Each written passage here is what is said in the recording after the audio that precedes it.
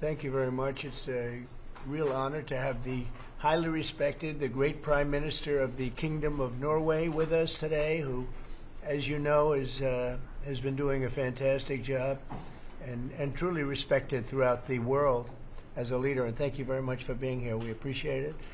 And we're going to be having a meeting in the Oval Office in a little while where you'll be invited back and you can ask some questions. It's also a pleasure to have my friend who did such a good job at NATO, my great friend, right? So you really did. We started off, they had no money, and they ended up having a lot of money after we said, you got to pay up. But you did a fantastic job, and thank you very much. And I'm glad you're here. Glad we meet each other again under these circumstances. So we'll be meeting in a little while at the Oval Office, and if you have maybe one or two questions, we'll do it now. And after that, we'll go to the Oval. Yes. Mr. President, on Russia, do you still believe that Putin is serious about peace, given the events overnight in Ukraine? And if that bombing doesn't end, are you considering new sanctions on Russia? So we are thinking that very strongly that they both want peace, but they have to get to the table. We're waiting a long time. They have to get them to the table, and I think we're going to get peace. We want to save 5,000 young people. I used to say 2,500. I now say 5,000. We have, Mr. Prime Minister, we have about 5,000 young people a week that are dying in that ridiculous war. And, you know, I started out because I didn't like all the money that we were paying, and then I realized how many people were dying. And that's by far the more important element right now. I'm saying we can save thousands of people. And I don't like that it takes long at all, but I think they both want to make peace. I do believe so. There's a lot of hatred there. There's a lot of very bad blood, a lot of distrust. But I think I hope we're going to get there for the sake of a lot of young people that are dying. Mr. President, do you have a deadline for when the party? I have my own deadline. And we want it to be fast. And the Prime Minister is helping us. He wants it to be fast too. And I think everybody in this, you know, at this time in NATO, they want to see this thing happen. So we have a deadline, and after that, we're going to have a very much different attitude. But I think that has a very good chance of getting done. Mr. President, what can Norway do to prove that they're an important ally to the U.S.? What can Norway do to prove Just that? keep doing what they're doing. We have a very good relationship with Norway. Great leader, great people. I know many of the people in Norway, and it's truly it's an incredible country. So all they have to do is keep doing what they're doing, I think, is probably the best answer I can give. Yeah. As you pointed out, the former Secretary General of NATO is here, Yes. Mr. Stoltenberg. How important is the NATO defense alliance, Mr. President? Is it sacrosanct from your perspective? Well, it's a very interesting question. It's certainly very important for Europe, and I think without us it wouldn't be as nearly as powerful. And as the former Secretary General, who did a great job, can tell you, I played when I was there a very big role in making sure that NATO is funded by the 28. At that time, they had 28 countries, including us, because many of the countries weren't paid, and they ended up being paid, you would say. And the Secretary General was very, very nice about it, as far as I was concerned. Other presidents went in, they made a speech, and they left, and that kept going on. And you know, in the meantime, they had no money, and the United States was paying far more than its fair share. You could say that they were paying. I actually said sometimes it looked like 100%, and it was unfair. And the two of us worked very well together, and we took care of the situation. There are some Mr. President. Yeah, please, go ahead. The Norwegian statistics are showing that the U.S. actually has a trade surplus with Norway. Are you going to be looking into that and see which of the countries are actually in a trade surplus? Yeah, well, with the United States, almost everybody has a surplus. But not It's really an it's an amazing phenomenon. No, there's a surplus of a couple of $2 billion, I think you have with us. I congratulate you. That's very good. We got to get a little bit of that for ourselves, maybe. But they do have a surplus. Norway has a surplus. In the current tariff situation, situation. Analysts have pointed out that the US actually need allies. Do you consider Norway as a possible ally in the situation? I think Norway's always been an ally. They've been somebody we've been very close to, very friendly with. Maybe more so now with me than other people, but I think Norway's always been a great ally, yeah. Norway's been a friend. That's a very strange question, actually, because the US is our lead ally, and we build on a relationship which we will talk about now, Mr. President. Yeah. It's of high relevance, and I'm very happy that we have Secretary of State and Secretary of Defense. So this is a very strong tie. But it was a question about ally in the tariff situation specifically. Tariff situation. Yes. Oh, well, that's we're talking about a little bit different subject then. We're talking about a different type of ally. No, in this case, he would be very much inclined to be an ally of Norway because he wants to make the best business deal possible. And Norway and the Norwegians are great business people. They're great traders. They're great, very smart nation, very well-managed nation. Has been for a long time, and in particular now with this leadership. But we'll be talking about trade and other things, and I think we're going to come to a conclusion very quickly. Mr. Prime Minister, I was wondering whether you think that Donald Trump, for his effort in Ukraine and otherwise, deserves to be nominated for a Nobel Peace Prize. Well, I salute President Trump for having been taking very important initiatives to get this conflict towards an end which both parties deserve. We need to have a ceasefire, save lives, move towards something which is more secure for Europe, for the people concerned. And on that we work together. And I look forward to go into some details because we are at a critical moment. On that price, that is a committee taking care of that, which is completely working on its own terms, and I cannot comment on that. Mr. President, a question on China. But thank you very much for that question. May I ask you a question on China? I like that question. Yeah, please. A question on China. Can you clarify with whom the U.S. is speaking with China? They're saying it's fake news that trade talks are happening. Well, they had a meeting this morning, so I can't tell you. It doesn't matter who they is. We may reveal it later, but they had meetings this morning, and we've been meeting with China. And so I think you have, Jeff, as usual. I think you have your reporting wrong. Thank you very much. We'll see you. We'll see you inside. Thank you. Thank you, press for heads down out that door. Thank you. Everybody out. Thank you. Thank you. Keep moving. Thank you, everybody. Keep moving. Thank you. You're out. Thank you. I would go. We'll all go together, gentlemen. Oh, yes, please do. I want to go skiing. I love Norway. I love Norway. Why? It's beautiful. And beautiful people. Thank you, Mr. President. Thank you. Thanks, guys. Okay, well, thank you. Please head out. Everybody. Keep going. Thank you. Please out the door. Everybody.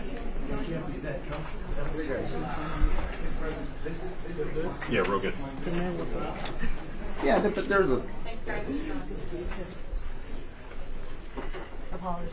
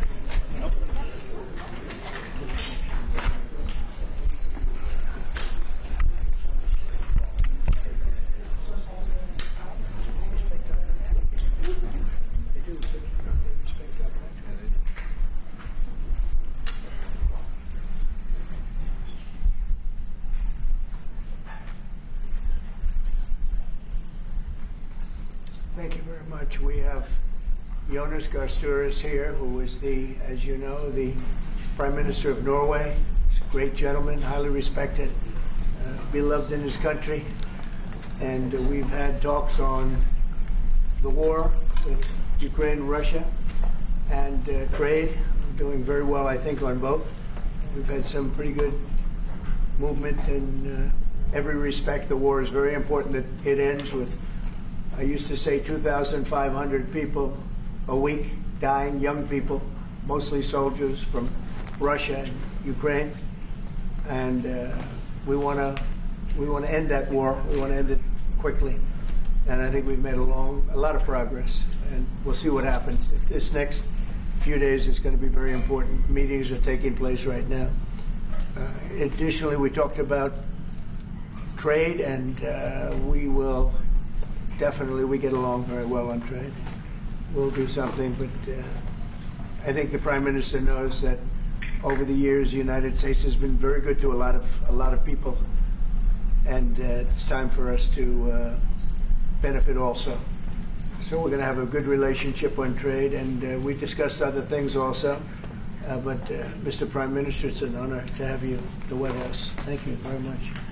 Well, thank you, Mr. President. This year is 200 years since the first immigration from Norway to the U.S. We come here early in your term. Appreciate that you take time. We have highlighted that very close cooperation. We are allies. We look after security in the north, in the Arctic. A lot of confidence between our services. We have discussed in detail the war in Ukraine. I have saluted the President for his initiative to make progress towards something that can be a ceasefire and an end to this terrible conflict. It is a complex picture, but it needs political will and push, and we have exchanged ideas on that. And then I think the President and his team have been open to hear our perspectives. And on trade, we have also emphasized that we can benefit, both of us, by trading. We can be complementary, and we can find good solutions. But first of all, I appreciate, Mr. President, the spirit and the tone of this conversation, which has been confirmation of a very strong partnership. Thank you very much. Appreciate it. Any questions? Can I ask you Yes. first, Mr. President, have you spoken about the tariffs that you want to impose on Norway? Is there a chance that you can lower We spoke them, about trade, those tariffs? and we understand each other very well. I think we'll have no problem. You think that you will get an agreement? I think we'll with have no problem whatsoever with Norway. Did you discuss a possible visit to Norway? Did you discuss a possible visit for President Trump to We Norway? didn't, but I love it. I mean, I've been there, and it is a beautiful place. They have. But I told the President that, you know, he is receiving us early in the term. He's welcome to visit Norway. We would like to have him, and it will be another way of emphasizing this strong friendship. Mr. President,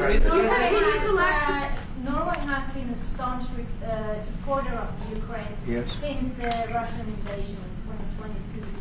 Has something been discussed here today that may have altered your views on things? No, we want to, very simply, I have no allegiance to anybody. I have allegiance to saving lives, and I want to save a lot of lives. A lot of young people, mostly young people. It's the war. It's the soldiers, and if we can do that, also, as you know, I got started because the money that's been spent on this war is insane. It should have never happened, and it would have never happened if I were president. But Biden spent $350 billion on this, and it's a shame, and that's what got me involved. And then I looked at, and I see the results. It's horrible. It's a killing field. 5,000 soldiers a week on average, and we want to stop that. We both want to stop that for a lot of reasons, but I would say that is my number one reason. Do you think that you will get Russia to accept a deal that also Ukraine and Europe is willing to? I think so, yeah. I do. I believe they will accept, and I think we're going to get this over with. I hope so, soon. You continue to lack support from NATO allies in your goal of obtaining Greenland. How will you proceed if you don't get that support? Well, Greenland's going to be interesting, but that's for another day. I think we need that for international peace. What are you expecting of your And if you allies? don't have that, I think it's a big threat to our world. So I think Greenland's very important for international peace. Yeah, please, go ahead. Mr. President, this morning in a Truth Social post, you used the words, Vladimir, stop. That seemed like a slightly different message, a personal message. What is your level of frustration with President Putin? I didn't like last night. I wasn't happy with it. And we're in the midst of talking peace, and missiles were fired. And I was not happy with it. That's what I meant, and that's, you know, what he said. I assume that's what you mean. Sorry. Yeah. If the bombs keep falling, will you consider additional sanctions toward Russia, or what will you do if President Putin... I'd rather answer that question in a week. I want to see if we can have a deal. No reason to answer it now, but I won't be happy. Let me put it that way. Things will happen. Mr. President, why are you not putting more pressure on Russia? I know a lot of Europeans... Putting a lot of pressure. You don't know what pressure I'm putting on Russia. They're dealing. You have no idea what pressure I'm putting on Russia. We're putting a lot of pressure. Can you maybe tell us that? We're putting a lot of pressure on Russia, and Russia knows that, and some people that are close to it know, or he wouldn't be talking right now. The Prime Minister understands that better than anybody. He wouldn't be talking right now. He's talking, and we're putting a lot of pressure. I think he wants to make a deal. We're going to find out very soon, but it takes two to tango, and you have to have Ukraine want to make a deal too, and they're being hit very hard, and I do believe they want to make a deal. Mr. President, You said that the Ukraine have to give some territory to win peace, among them Crimea. Do you stand by that? And I know that the former NATO General Secretary today has told you that he does not agree, and he believes in territorial integrity of the Ukraine. How will you deal with that with your allies? And do you stand by that Ukraine have to give? Former Secretary General happens to be right here, you know, so they can't put words in his mouth. He's been a great general, frankly. It was because that's what you are. Really, you're a general. But he's been a great Secretary General. We had a tremendous relationship, very successful, and I think he could speak for himself. He's right here. But do you still agree that Ukraine have to give some territory away to win peace? Well, it depends what territory. They've been fighting. They've lost a lot of territory. We'll do the best we can, working with Ukraine. We'll do the best we can. But they lost a lot of territory. When you say Crimea, that was handed over during a president named Barack Hussein Obama. That had nothing to do with me, Crimea. That was 11 years ago with Obama. And they made a decision. There wasn't a bullet fired. There was no fighting. There was no anything. They just handed it over. Now they say, well, can you get it back? I think that's going to be a very difficult thing to do. That was given by Barack Obama when he was president, not by Donald Trump. Thank you, Mr. President. Mr. Proposal that you put on the table, it's a 30-day ceasefire proposal. The national security team presented it to both Ukraine and Russia. 2 months ago, Ukraine agreed to that ceasefire proposal immediately. Russia has not. And my question is Russia the obstacle to peace based upon that, just getting to that 30-day ceasefire? I don't think so. I think that they both want peace right now. They're ready to do something. We'll see what happens. Complicated, very complicated. But I think they are both very much looking to make a deal. Marco, what would you say? Well, first of all, what was put before our partners was options to discuss about things that it would take to end a war. This war is endable. Both sides just have to agree to it. We've shown them a pathway forward. We've discussed those ideas. It was a good meeting yesterday. There'll be good meetings over the weekend. We've shown them the finish line. We need both of them to say yes. But what happened last night with those missile strikes should remind everybody of why this war needs to end. It's horrible those missiles landed. What's even worse is there are today people that were alive yesterday that are not alive today because this war continues, and the president wants to stop it. And everyone should be thanking the president for being a peacemaker and trying to save lives. That's what we're trying to do here. It's not our war. We didn't start it, as you know. But we're trying to end the dying. We're trying to end the destruction. And we've shown the path forward. We can see the finish line, but both of them have to get there. We're going to do everything we can to help them get there, but they have to ultimately say yes. Both and we are using a lot of pressure on both. You know, if you think we're just in there because we're nice people, and we are nice people, but we're using a lot of pressure on both. What concessions, Mr. President, and to your national security team, what concessions has Russia offered up thus far to get to the point where you're closer to peace? Stopping the war, taking the whole country. Pretty big concession. Mr. President, if you are going to take down the tariffs, what do you want Norway to buy more of from the U.S.? To buy more? Well, you don't need snow. You don't need skis. You don't need ski champions either, right? You have a lot of them. We just want to keep the relationship the way it is. We've had a great relationship. I think now maybe closer than ever, but we've had a great relationship with Norway. I think just keep it the way it is. You can't do better. Really? Not even by, say, well, if they want to give us some additional concessions, that's okay. You can't do much better. Yes, Mr. yes. President, you had a long meeting with Norway today. You said that Norway is doing a lot of things right, but on the Ukraine, if I can ask both you and the Prime Minister, did you find common ground today on Ukraine and the peace plan? Totally. It's totally common ground. The Prime Minister can speak about it, but I can just say he wants to see people stop dying more than anything else, and he'd like to see it end. He's going to help us end it. Mr. President, can I say that to move towards an end of this war, U.S. engagement is critical, and President Trump made that possible. That is clear. That is obvious. It's really happening. Now, the important thing is that both parties have to know that they have to deliver, and they have to feel the pressure to deliver. Ukraine is under attack. They are defending themselves. Lives are being lost. And we believe very firmly that there needs to be a ceasefire, the initiative taken by the U.S. Some time ago. It needs to be respected.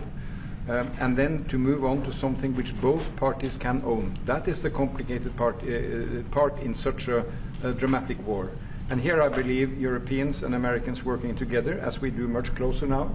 And I salute the team of President Trump of being, open in that process. We had a good discussion on this today, and then we have to move on, and we cannot lose time because this is too much drama happening. One thing is people losing their lives, but it is a bad thing for Europe, and it's a bad thing for the world to having such a broad conflict going on.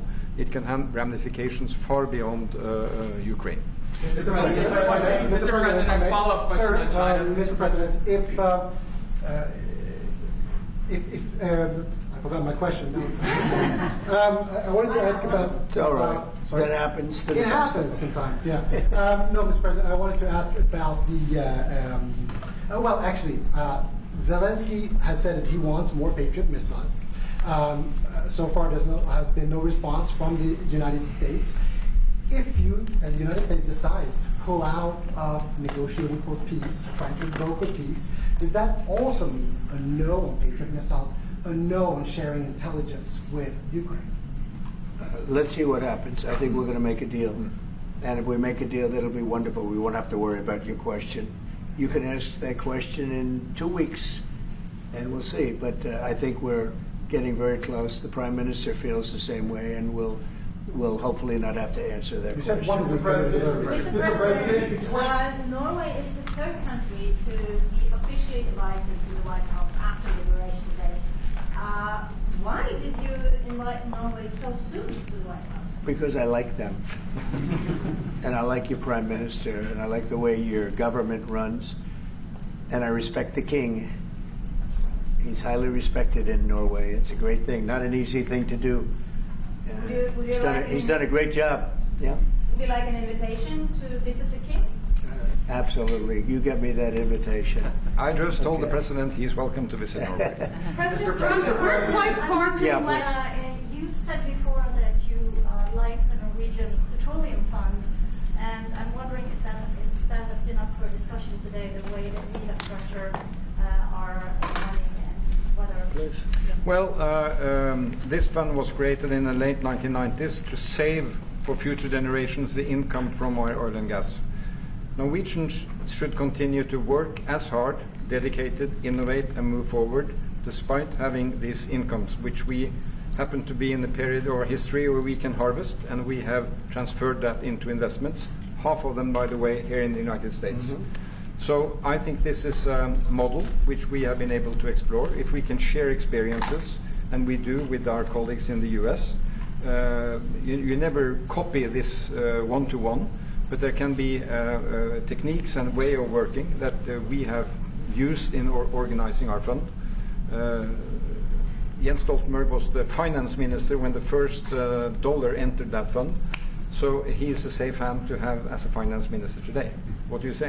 No, and as you said, Mr. Prime Minister, we are ready to sit down with the US to also work with them on if they want to establish a sovereign wealth fund, because we have a good experience with our fund. And I think that one example of how we work together with the United States is that half of the fund, close to $1 trillion are invested in the United States, mainly in equity, but also some in fixed income, including government bonds. So this is an expression of trust in the United States, expressed by the strong investment of the sovereign wealth fund. Then just briefly on Ukraine, since it was mentioned, we had a very good and extensive discussion about Ukraine, the path forward to peace. And as the Prime Minister said, we commend the US for pushing forward to try to find a negotiated solution. At the same time, we need to continue to support Ukraine, and therefore I'm proud that Norway has actually tripled the military support to Ukraine.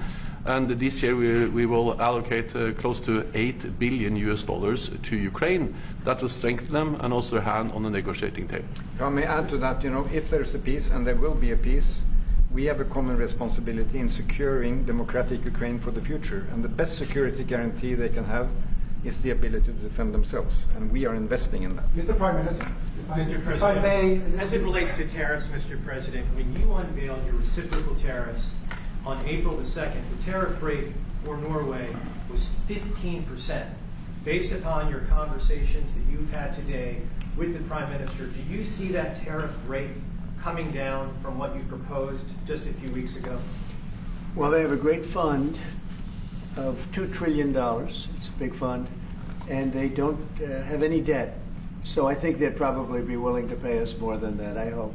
Are the two nations in agreement of which countries? Mr. President, Yes. in 2018, your former Secretary of State Mike Pompeo called for an end to Russian occupation of Crimea. Why has this administration changed its stance on territorial concessions for Crimea? Well, the war started. It would have never started if I were president. This is a war that is horrible. All wars are horrible. This one is in particular bad. And I don't know that you can ever say there's going to be a winner to this, because so many lives have been lost, not only soldiers. I mean, a lot of lives have been lost. I think that we want to do one very simple thing. It would have never happened if I were president. Zero chance it was going to. And it didn't. People say, how do you know that? Number one, it didn't happen. We never even discussed it. I would talk to Putin about it. It was the apple of his eye. Ukraine was the apple of Putin's eye, but there was never even a thought that he'd go in.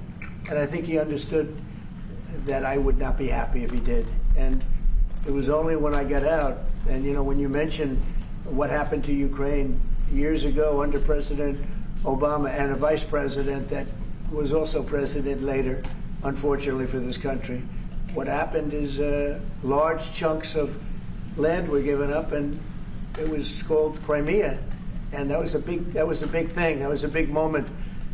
But this isn't my war. This is Biden's war. This is a war that Biden was president when this war happened. But I'm trying to put out the fire, and I think we'll be successful. And if we do, we're going to save a lot of lives. Otherwise, and the Prime Minister had a statement. He said, "This is just a point in time. We're very lucky because this is a point. And if this doesn't happen, this could go on for a long time." Mr. President, will you have meetings with other world leaders when you're in Rome, sir? Future Democrat president? I don't think he will. I think he wants to make peace. I think he wants to end it, and I feel pretty confident of that. But we're gonna know pretty soon. Mr. President, will you have meetings with other world leaders when you're in Rome? Yes, I will. Which leaders do you want to meet, sir? Well, I'd like to meet them all. That would be nice. I'd like to take care of all of them, but we have many of them there, and they all want to meet. They want to meet about trade. And we are making some great inroads and great deals. You might want to speak about that, Mr. Secretary. We had a very successful bilateral meeting with the Republic of South Korea today. We may be moving faster than I thought, and we will be talking technical terms as early as next week as we reach an agreement on understanding as soon as next week. So South Koreans came early, they came with their A game, and we will see if they follow through on that. President Trump, you're rounding up your first President, do you think you deserve the Nobel Peace Prize if you manage to create Do peace? I deserve the Nobel Peace? If you manage to create peace. Well, maybe for the Abraham Accords. I don't want to get ahead of myself on this one, but they say for the Abraham Accords, and by the way, speaking of that, we're going to be filling it up. A lot of countries want to come into the Abraham Accords. You know, we have 4, and Biden did nothing on that one, too. It's the same 4. But they're great countries, and they were brave doing it, and it's worked out very well. And we're going to be filling up the Abraham Accords. They're going to be, I think, filling it up very rapidly. Mr. President, could you say something about that? There's great, enormous opportunity to grow the Abraham Accords. But I would just point to one thing. Of all the leaders in the world today, no leader is working harder to prevent wars or end them than President Trump is right now. I mean, that's why we're talking to Iran. That's why we're engaged with Ukraine and Russia. It's the desire to prevent these wars from breaking out and to end the ones that exist already.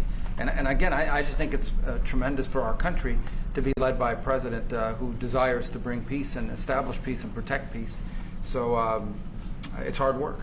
Mr. President, you know, Marco just mentioned something that maybe we should talk about for just a second, if we could, Mr. Prime Minister. And you're involved in it, too, because you've been involved in the world and peace. But I think we're doing very well with respect to Iran, and we're having very serious meetings. And there are only 2 options, and the one option is not a good option. It's not a good option at all. And I think we're doing very well on an agreement with Iran, but that one, we're doing a lot of things, I will say, but that one is well on its way. We could have a very, very good decision, and a lot of lives will be saved. Mr. President, on the economy, there was a slowdown. Mr. President, on the economy, there was a slowdown as it relates to home sales in the month of March, the slowest pace since 2009. Is that an economic indicator, and perhaps the Treasury Secretary can weigh in on this as well, is that an economic indicator that concerns you about the broader U.S. economy? No, they had very good numbers on housing today, extremely good numbers, and that's despite interest rates, because, you know, if you look at what happened, everyone said, oh, I said I was going to get prices down. I did. Energy just hit $1.98 in a couple of states. It's way down. Energy's down, and we're about $64 a barrel. When I came in, and we were looking at $89, $90, $95. And by the way, that helps us solve the war too. Having those energy prices is a big incentive for Russia to also agree with solving the war problem. Groceries are down. When I was with you 2 months ago, you were complaining about eggs. I said, I just got here. I was here for about a week when the press started saying about eggs have gone through the roof. I said, I just got here. Tell me about eggs. And they happened. They went through the roof, and you couldn't get them. So we just had a big Easter egg hunt at the White House. Thousands and thousands of eggs, and the price was down 87%. So we did a great job. Housing is doing very well. We should lower interest rates. That's the Fed. I hope they lower interest rates. That's a smart thing to do. Be ahead a little bit, although already it's a little bit late. But in the end, we just have a great country. We have a very strong country, and we have every other country. I can't think of one country that doesn't want to negotiate a deal.